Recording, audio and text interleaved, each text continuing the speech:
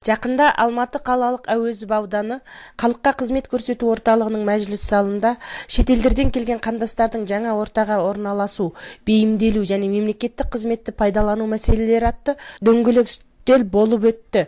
Алматы қаласындағы проблемаларды талқылауға арналған екен. Дөңгелек үстелді Алматы қаласы әкімдігінің ішкі саясат басқармасы, еңбек инспекциясы және көші-қон басқармасы, халықаралық жанашыр қоғамдық қоры ұйымдастырды. Жиынға Алматы қаласындағы оралмандарға қатысы бар мекемелердің барлығынан өкілдер шақырылып, оралмандардың мұң-мұқтажын тыңдауға ұсыныс жасалған екен. Басты мәселе оралмандардың Қазақстанда тұрақты тіркелуі, түрлі жәрдемақыларды алу және балаларын мектепте оқыту проблемалары сөз болды. Дөңгелек үстелге қатысушы кәсіпкер Мақсұт Қандали өзіне екі адамның ықтияр хатқа байланысты шағым айтып келгендігін айтады. Осы оралман куәлігімен мына ықтияр хат екеуі біріне-бірі қатысты болып тұр. Ықтияр хат туралы да қазір өзгерістер бар ма? Азамат жаңадан көшіп келіп, Қытайдан енді пенсияға шығып келді де, өзі мына әуезов ауданы Ташкентский момышынан үй сатып алды. Өкіметке ештеңе ауыртпалық, бір теңге ауыртпалық салған жоқ. Үйін сатып алды, үй кітабы бар, барлық құжаттар дайын. Қытайдан алатын зейнетақысы болғандықтан балалар ғой бұл жаққа азаматтыққа беріледі. Ықтияр хат керек болып тұр да, осыған анау паспортын, жеке бас құжатын, төл құжаттарын аудартып, бәрін дайындап жасаған екен. Осы әуезов ауданының мына Ақсай жағындағы паспорт. Сонда отырған қыз енді атын сұрамады, құжаттарын бәрін көріп, сіз енді банктің біреуіне адам басына 2 миллион 600 қанша мың теңге ақша қойып 2 жылға мұздатасыз, ол мұздатқан қағазды әкелесіз, консулынан бір қағаз әкелесіз. Ол қыз білмей айтып отырған нәрсе ме, бір өзгеріс болып қалды ма? Ойбай енді адам басына 2,5 миллион теңгені қайдан табамыз деп бұл әңкі-тәңкі. Бұл енді жаңа келген қандастарымыз туралы.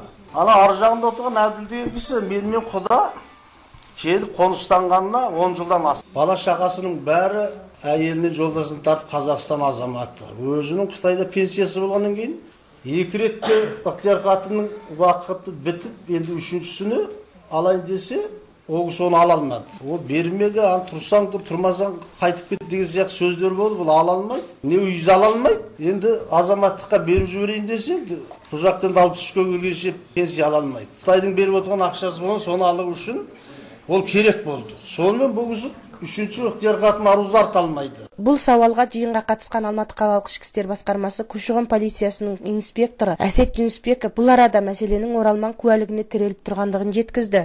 Оралман куәлігі қолында болса, бұл кісіден банктен есеп-шот сұрамайды. Ал оралман куәлігінің өзіне бұл кішігірім не болғанмен көп мәселе сода жатыр. Бұл банктен есеп-шот ашылмайсыздар, азаматтыққа құжат тапсырған ешқандай ақша төлемейсіздер қызметке. Жеңілдікпен қабылдайды.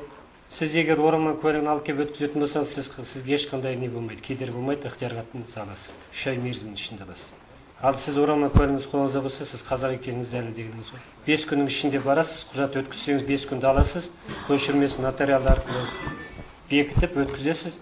Сол қай бөлімше болса да Алматыда 7 аудан бар, 7 ауданда қабылдап сіздерге 3 айдың ішінде ықтияр хат береді. Дәл осы оралман куәлігі туралы Алматы қаласы бойынша бақылау және әлеуметтік қорғау департаменті басшысының орынбасары Гүлсара Алтынбекова да өз ойын айтып өтті. Ол кісінің айтуы бойынша оралмандар өздеріне тиесілі жеңілдіктің көбін біле бермейді және құқықтық сауаттылықтың төмендігі салдарынан олар қажетті төлемақыларын ала алмайтын көрінеді. Енді мысал алайық, мына кітапта жазған екен. 56-шы бет. Дүниеге бала келді. Мемлекет сізге қандай көмек береді? Енді оның ішінде барлық жазған толығымен жақсы. Сізге сәби үшін бір жолғы мемлекеттік жәрдемақы беріледі дейді. Оны туылған баланың анасы, сондай-ақ әкесі болмаса баланың қамқоршысы алуына болады. Оған Қазақстан Республикасы аумағында тұрақты тұратын барлық азаматтардың құқығы бар. Қазақстан азаматтары, оралмандар, шетелдіктер, азаматтығы жоқтар.